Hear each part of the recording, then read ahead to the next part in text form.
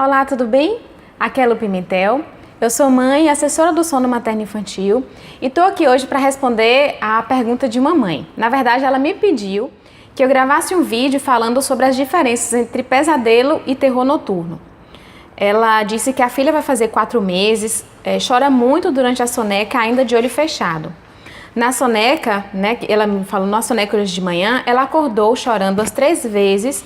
Algumas vezes não abre o olho ou abre bem pouquinho, tenta acalmá-la, mas é como se não percebesse que eu estou ali. É desesperador ver minha filha chorando tanto e não saber o que fazer. Espero que possa me ajudar. O nome da mãe é Ana Paula.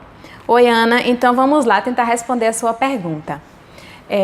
A primeira coisa, com relação à diferença entre pesadelo e terror noturno. E eu já vou fazer uma diferença também com relação a sonhos ruins. Então, as crianças, elas podem ter sonhos ruins, como nós, sonhos ruins são, a gente está dormindo, a gente tem um sonho, mas isso a gente continua dormindo e no outro dia a gente pode se lembrar ou não, tá? O pesadelo é o despertar no meio do sono. Então, ele ocorre na fase dos sonhos, que é a fase do sono REM. A criança normalmente ela acorda assustada, ela teve um sonho ruim, ela acorda assustada, tá? E aí ela chora muito. E a característica na criança é que a criança normalmente ela não sabe diferenciar a fantasia do real. Então, quando elas despertam de um pesadelo, certamente elas estão agitadas e elas podem acreditar que aquilo foi uma realidade. Então, a primeira coisa que a gente deve fazer é não ignorar esse sofrimento da criança, tá? E a gente acolher, falar para ela que tá tudo bem. Grande parte das vezes a criança ela tem dificuldade de voltar a dormir porque ela está com medo, então a gente pode ficar com a criança até ela adormecer, tá? Então a gente precisa desse apoio. Essa é uma característica do pesadelo, tá? E diferencia-se muito do terror noturno a questão da criança ela se lembrar do que aconteceu, tá? No pesadelo, ela tá desperta, ela acordou de um sonho e ela se lembra exatamente de tudo o que aconteceu, tá? O terror noturno, por sua vez, inclusive esse nome terror noturno, faz a gente pensar meio que num filme de terror, tá? Então, muitas vezes, realmente, é uma situação bem difícil dos pais lidarem, porque no terror noturno, a criança ela pode fazer coisas que nos assustam bastante, tá? Então, a criança no terror noturno, e assim, uma diferença também, tá? Que você me perguntou, a fase em que acontece o terror noturno é do sono no REM, tá? Na fase do sono profundo.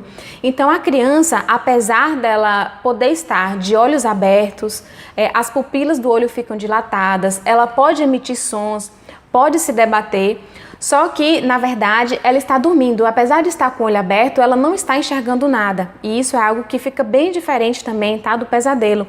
E a criança, ela não se recorda no outro dia depois do que aconteceu. Então, geralmente, ele demora alguns minutos, mas alguns autores dizem que pode durar até 20, 30, mas isso é bem mais raro, tá?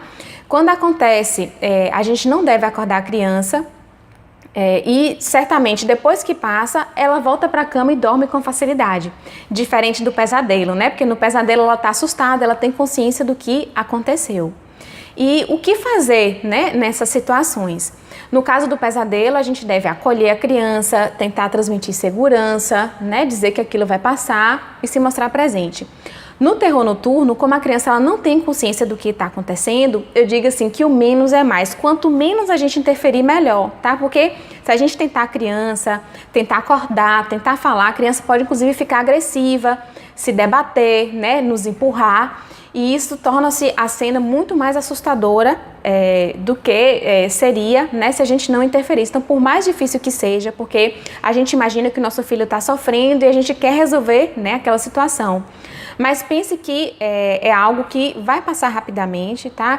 E o que a gente deve fazer é só cuidar para que a criança não se machuque. Então, se ela estiver se debatendo, você tenta proteger. Se ela tentar se levantar, da cama, ou se ela estiver dentro do berço, estiver se mexendo muito, então você tenta só fazer o possível para que ela não se machuque. Mas não tente segurar, imobilizar. E mesmo que você queira falar alguma coisa, isso não vai interferir tanto, tá? Porque é uma crise e que vai passar. Com relação a como evitar essas situações, muitas mães me perguntam, Lu, o que eu faço? Por que essas situações acontecem e qual é a faixa etária, tá? A maioria dos estudos mostram que o pesadelo ele começa a ocorrer a partir de 1 ano de idade, mas já tem muitos relatos de bebês que nos primeiros meses já começam a apresentar, tá, os pesadelos.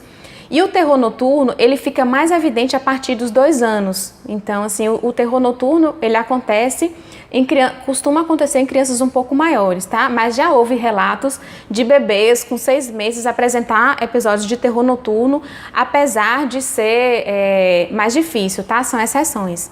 Outra diferença também do pesadelo para o terror noturno é que o pesadelo, ele não tem um componente de hereditariedade, e no terror noturno, existe, né, alguns estudos mostram que existe relação entre a hereditariedade e a genética. Então, assim, se os pais apresentaram terror noturno, pode ser que a criança apresente também. E algumas dicas que eu posso dar para você para tentar evitar que essas situações ocorram, tá? Cuidar do que a criança assiste, né, durante o dia, especificamente antes da hora de dormir. Então, quanto mais calma for os rituais que antecedem o horário do sono da criança, tá? Menor essa possibilidade dela ter algum sonho ruim. Cuidar da rotina durante o dia. Então, assim, a criança que dorme melhor durante o dia, que faz a soneca, o sono costuma ser menos agitado, tá? Então, isso favorece também. Com relação à alimentação antes do sono, então cuidar para não ser uma alimentação muito pesada, né, muito gordurosa.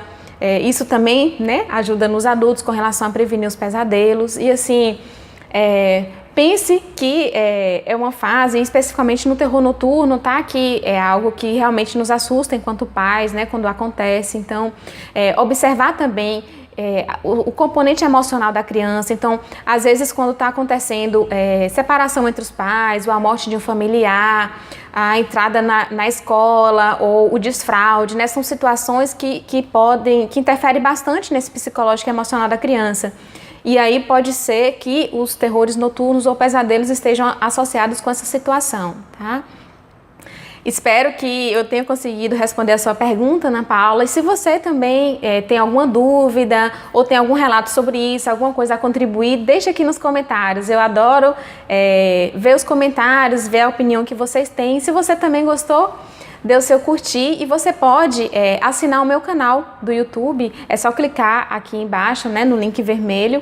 Se você está no Facebook, você pode ir direto para o meu canal, que é Lu Pimentel, e assinar, né? Porque ao assinar o meu canal e clicar no sininho que fica do lado do botão, você recebe a notificação todas as vezes que eu postar vídeos por aqui. Espero que você tenha gostado, um grande abraço e até o próximo vídeo. Tchau, tchau!